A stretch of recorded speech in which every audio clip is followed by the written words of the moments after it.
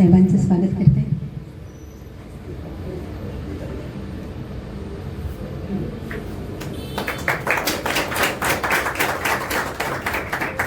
धन्यवाद साहेब. जनता आणि शाल देऊन आपण हे स्वागत करतो आहोत.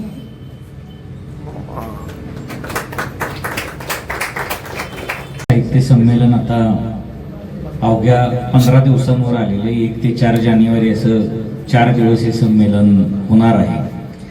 आणि संमेलनाचे वेगवेगळे उपक्रम आपण सुरू करतोय किंवा काही पूर्ण झालेले आहेत त्यांच्या पूर्तीचा सोहळा आपण करतोय. आज सकाळीच आपण मंडप उभारणीचा शुभारंभ केला आणि आता संकेतस्थळाचा अनावरण आपले जे स्वागताध्यक्ष श्रीमंत छत्रपती शिवेंद्रसिंहराजे भोसले यांच्या हस्ते आपण केलेलं आहे. साताऱ्यात 199 वर्षामध्ये हे होणारं 4थं संमेलन आहे आणि पूर्वी इंटरनेट सुविधा एवढी गतिमान नव्हती त्यामुळे मागच्या कुठल्याही संमेलनामध्ये संकेतस्थळ निर्माण करण्याचा प्रश्न आलेला नाही. त्यामुळे साताऱ्यात होणाऱ्या आतापर्यंतच्या संमेलनातलं हे पहिलं संमेलन आहे की ज्याचं संकेतस्थळ निर्माण झालेलं आहे.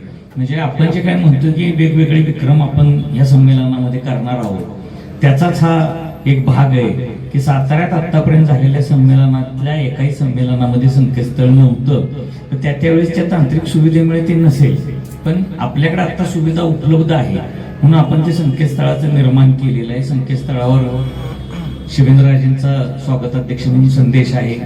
महाराष्ट्राच्या मुख्यमंत्र्यांनी आपल्या अटकेपार स्मरणिकेसाठी दिलेला संदेश आहे. अजितदादा एकनाथ शिंदे ह्या दोन्ही उपमुख्यमंत्र्यांनी दिलेला संदेश आहे. उदय सामंत जे मराठी भाषा मंत्री आहेत त्यांनी दिलेला संदेश आहे आणि सातारचे खासदार श्रीमंत छत्रपती उदयनराजे भोसले यांचाही संदेश आहे. अभयसिंहराजे भोसले यांचा प्रेरणास्थान म्हणून छायाचित्र पण त्या संकेतस्थळावर आहे कारण 66व्या संमेलनाचे ते स्वागताध्यक्ष होते 1993 मध्ये झालेल्या आणि अभयसिंहराजेंच्या प्रेरणेतूनच आपण पुढं संमेलन साताऱ्यात झालं पाहिजे आणि शिवेंद्रराजे अभयसिंहराजेंचा वारसा पुढे चालवण्यासाठी त्यामध्ये येऊ शकतात. अभयसिंहराजेंनी हे काम केल्यामुळं अशा माझ्या मनात आल्यामुळे मी शिवेंद्रराजेंकडे कायम या गोष्टीचा पाठपुरावा केला की महाराज साहेब आपल्या कार्यकाळात साताऱ्यात अखिल भारतीय मराठी साहित्य संमेलन झालं पाहिजे. महाराजांनी सुद्धा माझ्या पाठीची जी शक्ती लावली त्यामध्ये 2014 पासून सातत्यानं साहित्य संमेलनाच्या निमंत्रणाला जे महाराष्ट्र साहित्य परिषद शाहूपुर शाखेचं पत्र गेलं त्याला एक सपोर्टिव्ह लेटर म्हणजे पाठिंब्याचं पत्र हे महाराज साहेबांच्या सहीचं कायम होतं की तुम्ही या संस्थेला संमेलन द्या त्या संमेलनाच्या पाठीशी मी 100% उभा राहील आणि त्याप्रमाणे महाराज साहेबांचा पाठिंबा आणि सातारकरांचा पाठिंबा ह्या बळावर आपण हे संमेलन मिळवण्यामध्ये यशस्वी झालो. आता 2 दिवसात आपलं संमेलनाचं गीतही येते ते गीताचा पण विक्रम आहे. यापूर्वीच्या कुठल्याही संमेलनाचं गीत झालेलं नाही हे पहिलंच गीत आहे आणि ते गीत ऐकल्यानंतर तुम्हाला ज्यावेळेस ते प्रसारित होईल त्यावेळेस लक्षात येईल की संपूर्ण सातारा जिल्ह्याचं प्रतिबिंब सातारा शहराचं प्रतिबिंब त्या गीतामध्ये उमटलेलं तुम्हाला दिसेल. तसंच अटकेपार नावाची आपण स्मरणिका करतोय ती स्मरणिका सुद्धा इतकी देखणी आणि दर्जेदार होणार आहे. यापूर्वीच्या संमेलनामध्ये इतकी देखणी आणि दर्जेदार स्मरणिका झालेली नाही आणि ती जवळपास 1 लाख लोकांपर्यंत आपण डिजिटल स्वरूपात पाठवणार. म्हणजे हा सुद्धा 98 वर्षात कधी प्रयोग झालेला नाही की एखादी स्मरणिका तयार झाल्यानंतर ती डिजिटल स्वरूपामध्ये महाराष्ट्रभर किंवा देशभर गेलेली नाही. आता सुद्धा संमेलन हे आपल्या संकेतस्थळाच्या माध्यमातून जगभरातले रसिक जे येऊ शकणार नाहीत संमेलनाला आणि प्रत्यक्ष त्यांना संमेलन पाहता येणार नाही त्यांना सोशल माध्यमातून संकेतस्थळावर ते सगळं संमेलन पाहायला मिळणार आहे ज्यावेळेस घडत आहेत त्याच्या म्हणजे अनेक गोष्टी या संमेलनामधून आपल्याला पुढे घेऊन जाता येणार आहे. संमेलनाचे कार्यक्रम होत आहेत संमेलन उभं राहत आहे त्यावेळेस अनेक संस्था अनेक व्यक्ती संमेलनाच्या पाठीशी उभे राहत आहेत. तशीच जनता सहकारी बँक सुद्धा या संमेलनाच्या पाठीशी पूर्णपणे उभी आहे. मी जरी पॅनल प्रमुख असलो तरी अमोल मोहिते चेअरमन आहे जनता बँकेचे. अमोल मोहिते आणि सर्व संचालक मंडळानं आपल्याला या कार्यालयासाठी जागा उपलब्ध करून दिली. अतिशय देखण्या स्वरूपामध्ये हे कार्यालय तयार करून आपल्या हातात दिलं आणि जनता बँकेचे कर्मचारी सुद्धा साहित्य संमेलनाच्या कामामध्ये हिरिरीने सहभागी होत आहेत. पुढच्या 15 दिवसामध्ये आपल्याला गीताचं प्रसारण करायचंय, गीताचं लोकार्पण करायचंय, स्मरणिकेचं काम अंतिम टप्प्यात आणायचंय आणि पत्रिका सुद्धा अंतिम टप्प्यात आहे. 1-2 दिवसामध्ये पत्रिका सुद्धा, कार्यक्रमाची रूपरेषा आपण जाहीर केलेली आहे. म्हणजे पूर्वीच्या संमेलनांमध्ये 7-8 दिवस आधीच कार्यक्रम जाहीर व्हायचे. आता आपण 1 महिनाभर आधी कार्यक्रम जाहीर केलेले आहेत आणि पत्रिका सुद्धा 1-2 दिवसामध्ये येणार आहे. अतिशय देखणं आणि लोकांना आवडेल आणि अनेक दशक मनामध्ये रेंगाळेल असं संमेलन आपण उभं करतोय आणि याचा लाभ सगळ्या सातारकरांनी घ्यावा असं मी आवाहन करतो. संकेतस्थळाचा सुद्धा वापर करावा. काही त्रुटी दोष राहिले असतील तर त्याच्या सूचना कराव्यात. संकेतस्थळाचं काम अतिशय चांगलं आणि देखणं झालेलं आहे. संकेतस्थळाचं काम होण्यापूर्वीच महत्वाची आपण एक गोष्ट केली की कुठल्याही संमेलनामध्ये खुली निविदा प्रक्रिया राबवली जात नाही. आपण या संमेलनामध्ये खुली निविदा प्रक्रिया राबवली. कुठलंही काम ओळखी पाळखीच्या माणसाला दिलं नाही. निविदेमधून ज्यांना काम मिळालं त्यांनाच ते दिलेलं आहे. अतिशय पारदर्शकपणे संमेलनाचं काम करणारं हे पहिलंच संमेलन ठरणार आहे की निविदे प्रक्रियेमुळं कोट्यवधी रुपये वाचलेले आहेत. ते नंतर मी सांगेन की कशा कशामध्ये किती किती पैसे आपले वाचले.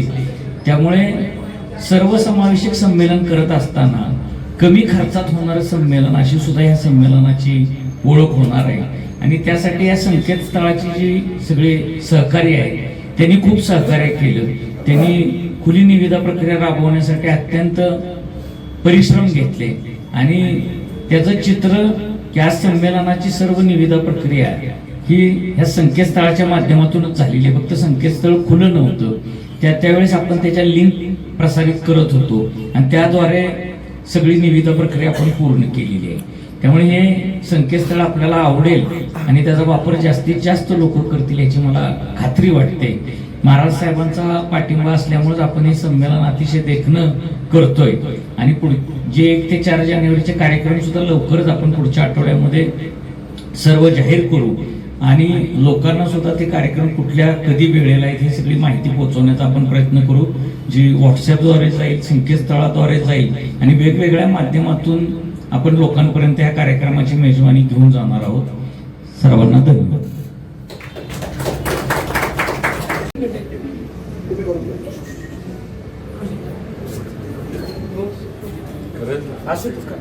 फोटो घ्या.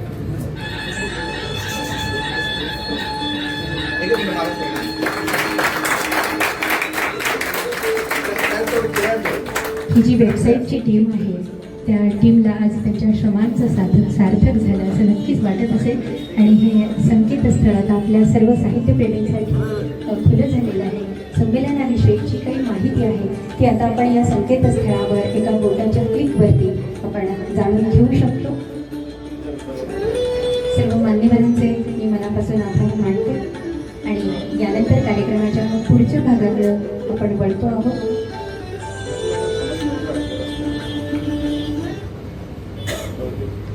महाराष्ट्र साहित्य परिषद पुणे शाखा शाहूपुरी आणि मावळा फाउंडेशन सातारा यांचं आयोजित आपलं अखिल भारतीय मराठी साहित्य महामंडळाचे 99वे अखिल भारतीय मराठी साहित्य संमेलन साताऱ्यात 1 जानेवारीपासून होऊ घातले.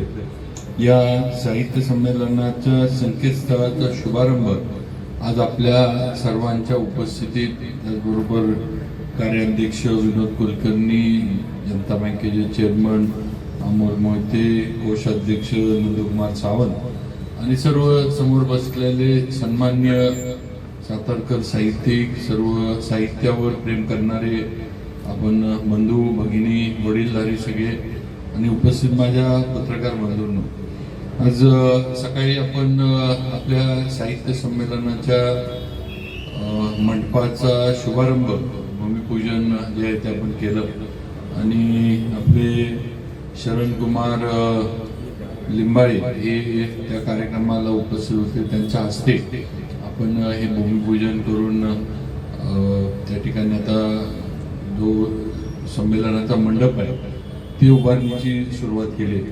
आता विनोदने जे सांगितले की आता अवघे 15 दिवस आपल्या या साहित्य संमेलन सुरू होण्यासाठी राहिलेले आणि अशा याच्यामध्ये आज जे तंत्रज्ञान सगळीकडं लोकांना अवगत आहे, जे लोकांना उपलब्ध आहे, मग साहित्यिक असू देत, इथले असू देत, बाहेरचे परदेशातले असू देत, तर त्या तंत्रज्ञानाचा वापर आपण पुरेपूर केला पाहिजे. आणि आपण जे काही हे साहित्य संमेलन वेगळं थोडंफार करण्यासाठी जो प्रयत्न करतोय, हा सर्व साहित्यप्रेमींवर त्यांच्यापर्यंत ही माहिती पोचली पाहिजे.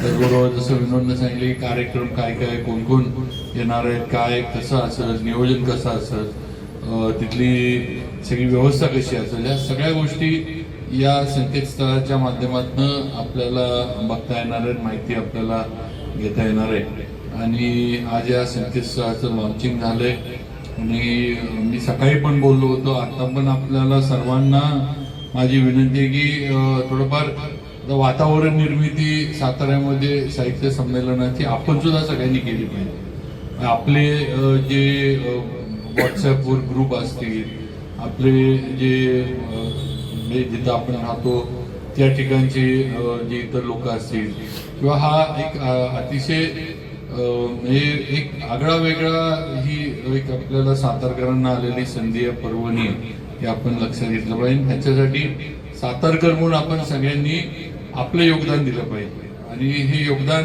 नुसतं बाकीचं ठीक आहे, म्हणजे बाकी देणगी स्वरूपात वगैरे किंवा स्वयंसेवक म्हणून वगैरे ही वेगळी आहे, पण शेवटी सकाळी जे मिलिंद जोशी म्हणले की नुसतं म्हणजे पैसे आहेत म्हणून संमेलन यशस्वी होतं असं नाही. संमेलन हे शेवटी येणाऱ्या लोकांमुळे यशस्वी होते, लक्षात ठेवा. हे आपण म्हणजे निधी लागणार ही एक बाजू आहेच, आणि शेवटी हे संमेलन हे काही छोटं काम नाही, फार मोठं काम आहे. आणि यंदा जर आपण 4 दिवस, नेहमी 3 दिवसाचं असतं, यंदा आपण 4 दिवस हे केले, त्यामुळे नक्कीच पण ती बाजू आम्ही सगळेजण मिळून सांभाळतोय. नक्की त्यात कुठे आम्ही कमी पडणार नाही, आपल्या आशीर्वादाने ते होईलच. शेवटी श्रोते म्हणून किंवा त्या ठिकाणी एक साहित्यिक म्हणून आपण सगळ्यांनी तिथे यावं, आपला मित्रपरिवार आणावा, आपले पाहुणे रावळे नातेवाईक आप्तेष्ट यांना सुद्धा जिल्ह्यातनं आपल्याला जिथून जिथून हे करता येईल. ही वातावरण निर्मिती मला वाटतं पुढच्या 15-1 दिवसांमध्ये आपल्या सुद्धा माध्यमातून व्हावी, ही सर्व माझ्या सातारकर बंधू भगिनींना मी विनंती करू इच्छितो. आणि त्या पद्धतीनं आम्हाला सगळ्यांना सहकार्य आपण करावं. बाकी म्हणजे इतिहास जो पूर्वीचा आहे, भाऊसाहेब महाराजांनी हे साधारण मला वाटतं 33 वर्षापूर्वी साताऱ्यात संमेलन झालं होतं, साहित्य संमेलन. आणि आता 33 वर्षानंतर आता होतंय. आणि आता परत कधी आपल्याला मिळेल हे आज आपण सांगू शकणार नाही, कारण सगळेच आपल्या पद्धतीनं प्रयत्न करत असतात. या वेळेला सुद्धा आपण ज्या वेळेला मागणी केली, आपलीच मागणी मला वाटतं 8-10 वर्ष 12 वर्ष आपण मागणी करत होतो किंवा आम्हाला सातारला संमेलन द्या, सातारला 12 वर्ष आपल्याला थांबायला लागलं, पण ते आज आपल्याला मिळालं. त्यामुळे पुढं साहित्य संमेलन सातारला कधी मिळेल हे आपण सातारकर म्हणून सांगू शकत नाही. म्हणजे आपण आज हे यशस्वी करण्यासाठी आपलं पण सर्वांचं योगदान, आपलं पण सर्वांचं सहकार्य सातारकरांचं मिळावं, ही स्वागताध्यक्ष म्हणून मी मनापासून विनंती करतो. अतिशय छान सुंदर कार्यक्रम आपण घेतलेत, त्याची माहिती आपल्याला मिळालं. सर्व राज्यातली प्रमुख मंडळी सुद्धा आपण या संमेलनाला भेट देण्यासाठी निमंत्रित केले, ते पण त्या दिवशी संमेलनाच्या इथे येतीलच. पण आपलं सगळ्यात महत्त्वाचं की आपण सगळ्यांनी हे संमेलन यशस्वी करण्यासाठी येणं अत्यंत गरजेचं आहे. आणि ते आपण सगळ्यांनी त्या पद्धतीनं जी वातावरण निर्मिती अपेक्षित आहे ती आपण करावी ही विनंती करतो. आणि आज आपल्या संकेतस्थळाचं उद्घाटन झालं, याचा पण पुरेपूर फायदा आपण घ्यावा. जसं विनोदने सांगितलं की यातनं काही राहून गेलं असेल तर त्याच्या पण आपण सूचना करा, किंवा काही याच्यामध्ये अजून सुधारणा करण्यासाठी गरज असली तर त्या पण आपण करू. आपल्या सूचना या 100% स्वागतार्ह आहेत आणि आपण त्या द्याव्यात ही विनंती करतो. आणि माझे 2 शब्द संपवतो. जय हिंद, जय महाराष्ट्र.